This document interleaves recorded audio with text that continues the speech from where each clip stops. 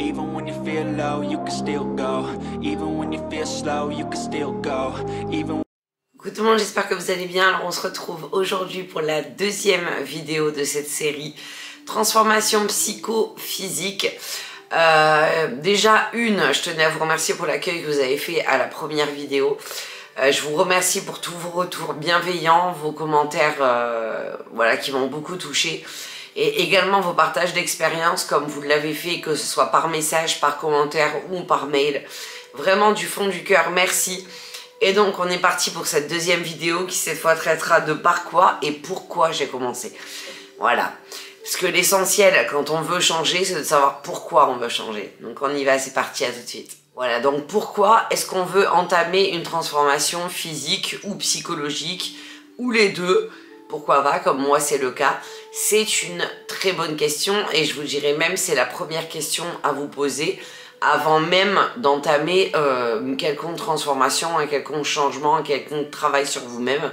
Si vous ne savez pas pourquoi vous voulez le faire, vous ne pourrez pas le faire tout simplement parce que vous ne pourrez pas vous poser des objectifs sur cette transformation qui vous attend. Et vous ne serez pas prête non plus.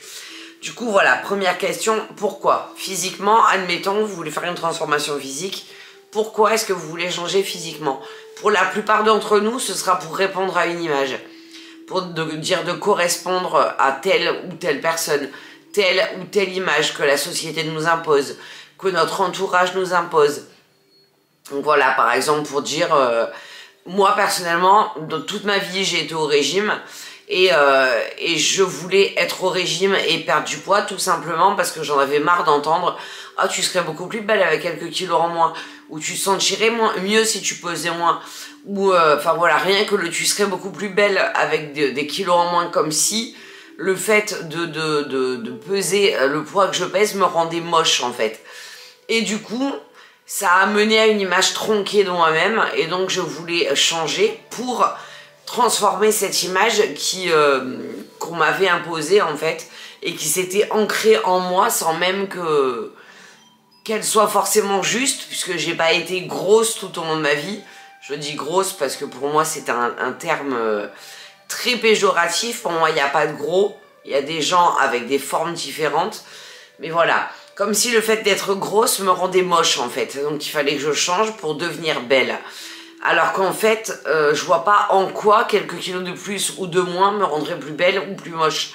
Sachant qu'il y a des filles avec beaucoup de rondeur qui sont magnifiques et des filles très maigres qui sont beaucoup moins jolies. Je vais pas dire pas belles parce que la beauté c'est subjectif, mais qui sont beaucoup moins jolies que ces filles avec beaucoup de rondeur qui sont très pulpeuses, très belles, qui ont des formes harmonieuses, à qui ça va très bien.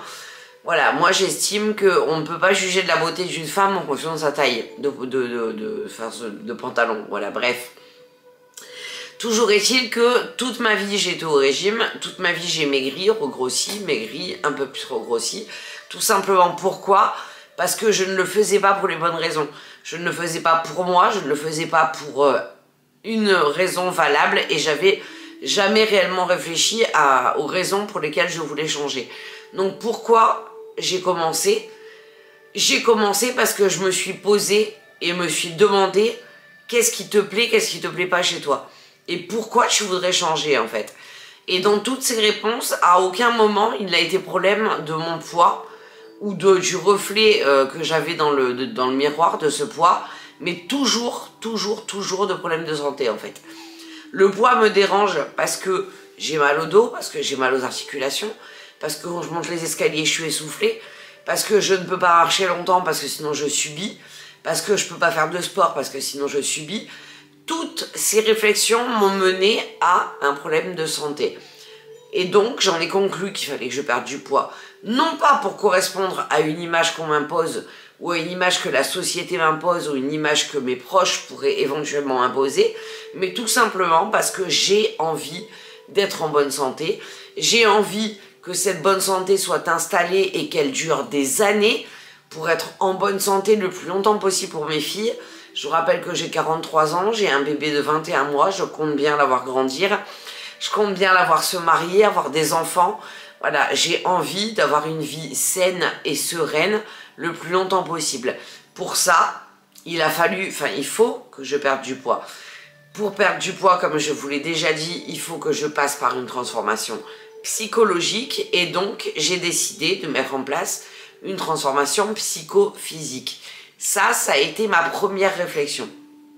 Maintenant, par quoi j'ai commencé? Et ça, c'est une autre piste de réflexion et une autre piste de travail. Du coup, voilà. Donc déjà, j'ai posé le pourquoi je veux changer. Une fois le pourquoi changer, vous allez pouvoir commencer à poser des objectifs. C'est là, cette deuxième piste de travail.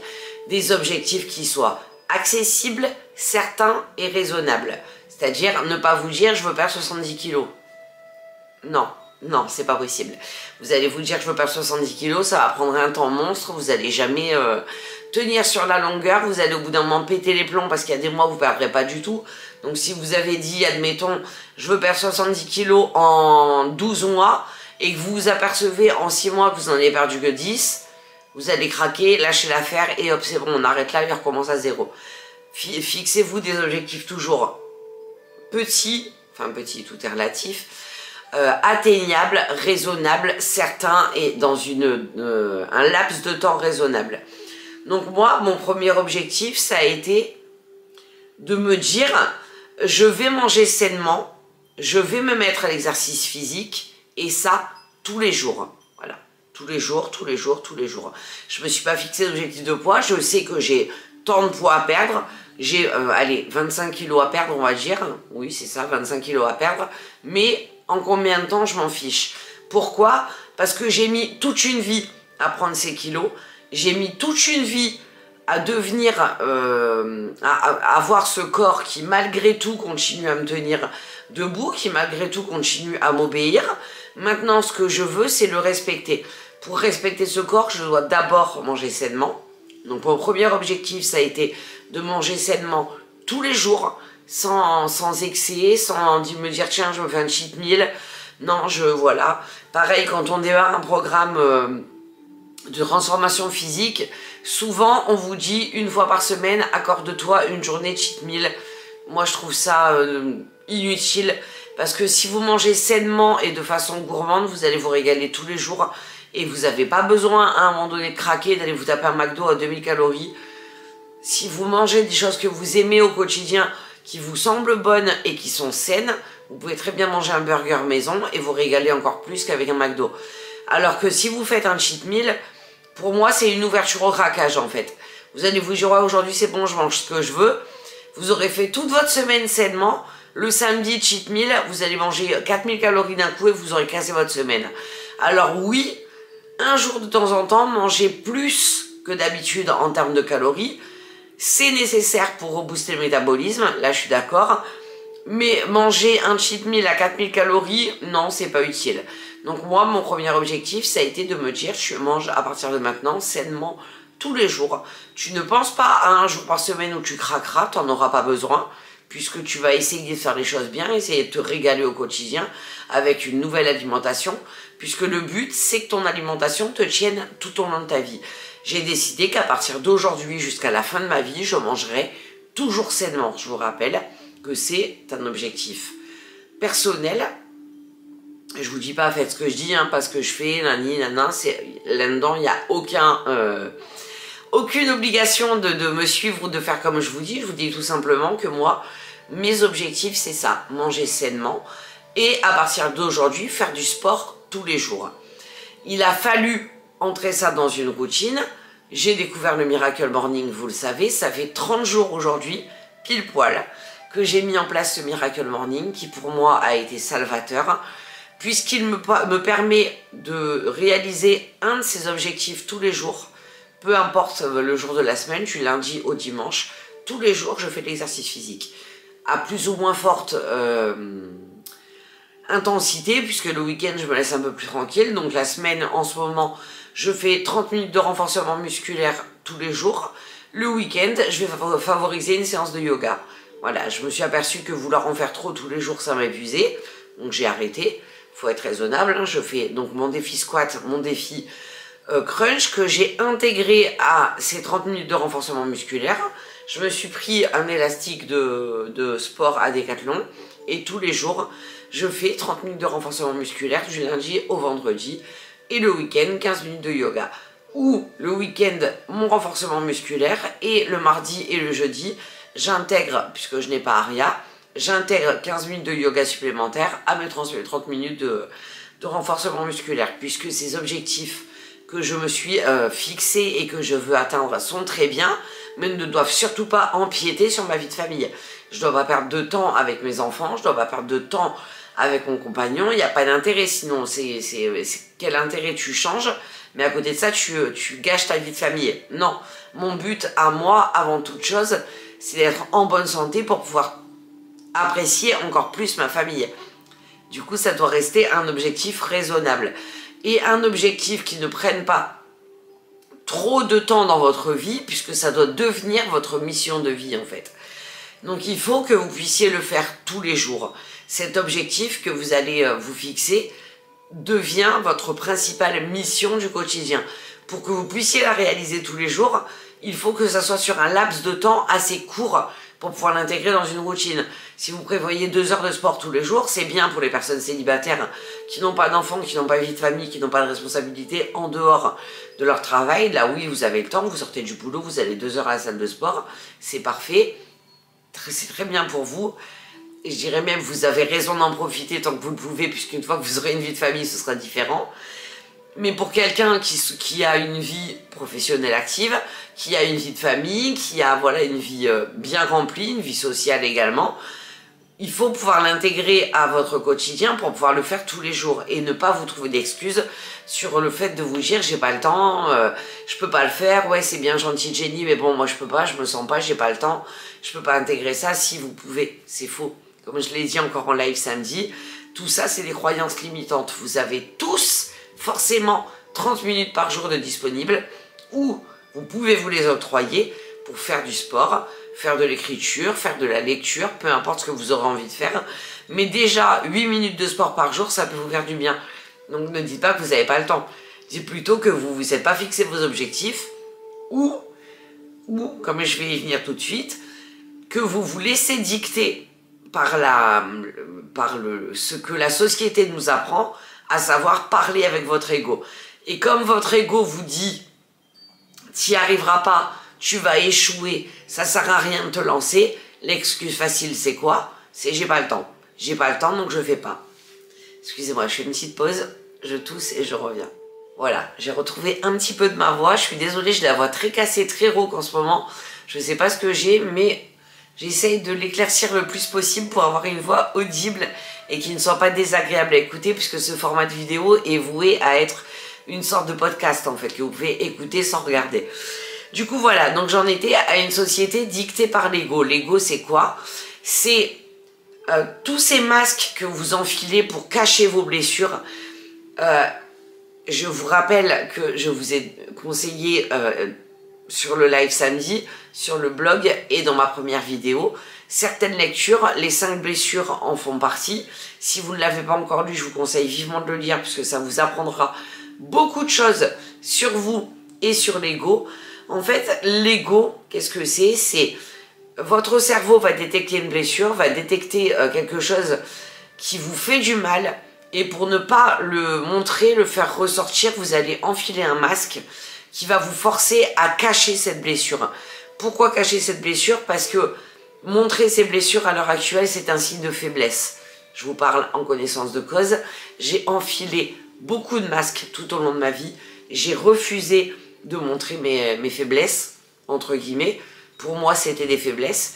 J'ai refusé de pleurer, j'ai refusé de montrer mes fragilités, parce que mon ego me disait « tu dois être forte, tu dois ne rien montrer, tu dois tout cacher ». Et donc, j'ai empilé des masques, empilé des masques, empilé des masques.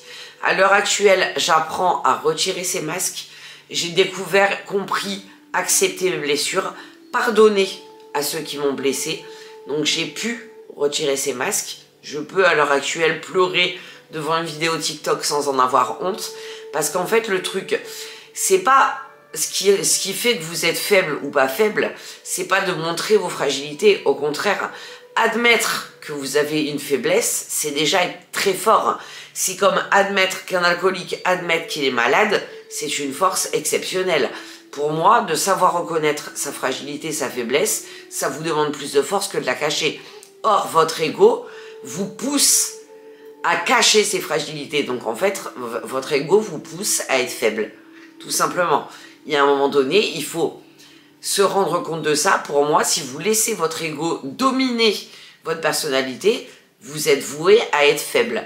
Alors que si vous vous ouvrez au monde, que vous admettez qui vous êtes, que vous admettez ses faiblesses, que vous les montrez, que vous vous accordez le droit de pleurer, là vous êtes très fort, vous devenez très fort et vous deviendrez de plus en plus fort. C'est ce que j'ai appris dernièrement, je continue à l'apprendre, j'essaie de le mettre en pratique tous les jours, c'est pas toujours évident, parce qu'on a toujours des vieux démons qui reviennent et qui vous poussent à cacher ou à vous renfermer alors que c'est stupide, encore une fois. Je préfère à l'heure actuelle pleurer un bon coup, évacuer, pardonner, hop c'est terminé, on n'en parle plus.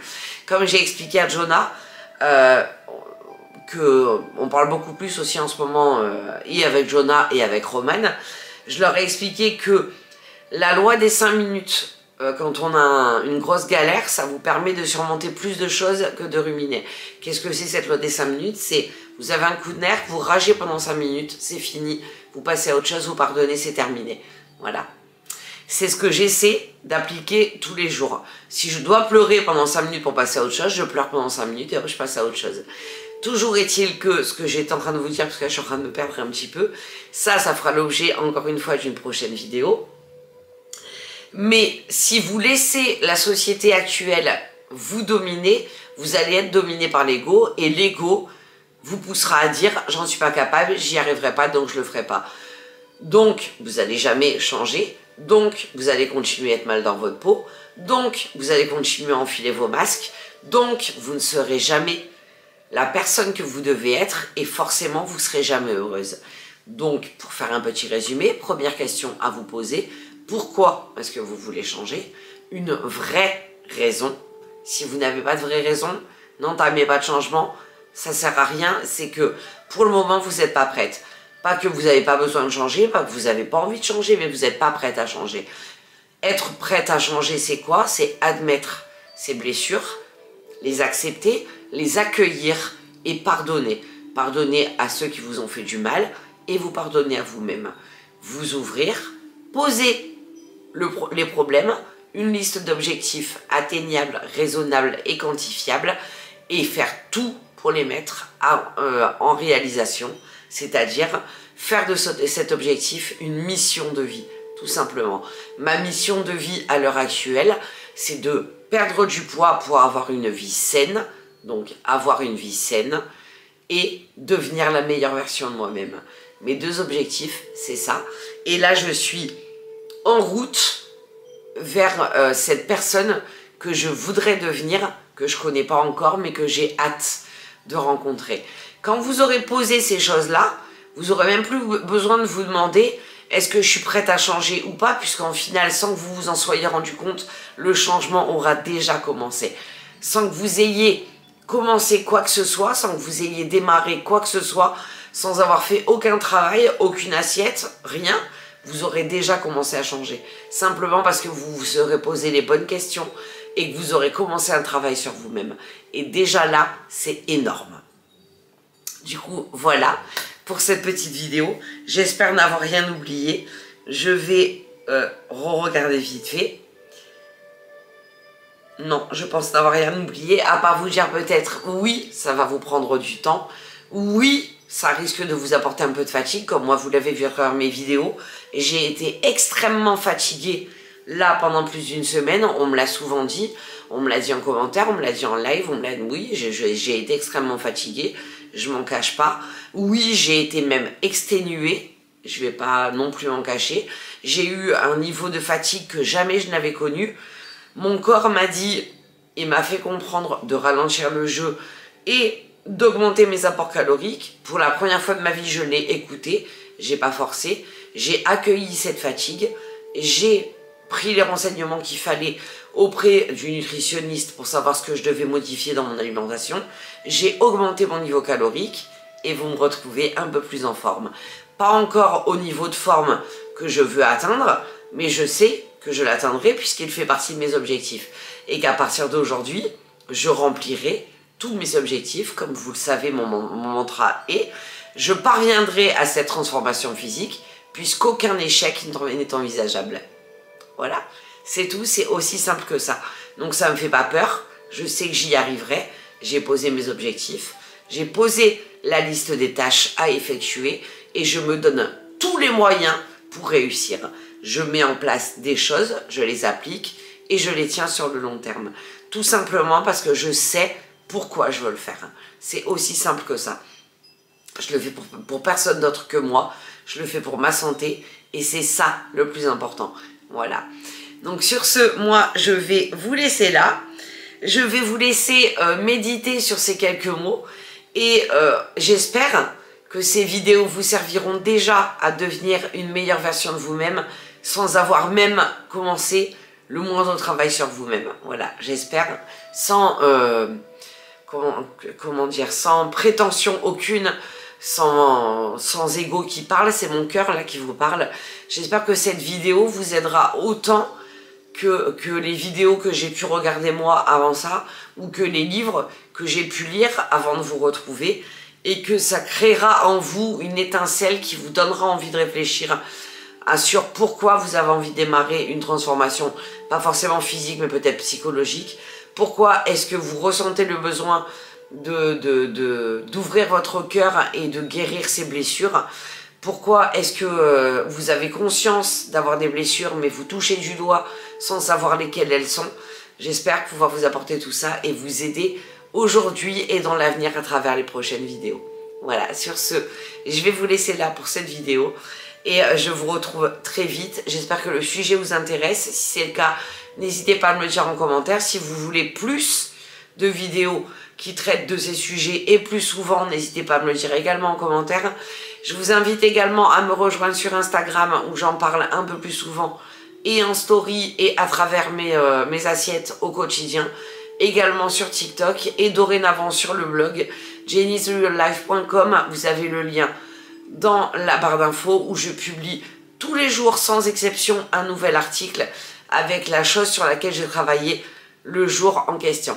Voilà, sur ce, moi je vous fais des vidéos, oui aussi. Je vous fais des gros bisous et je vous retrouve très vite dans une prochaine vidéo. Bisous.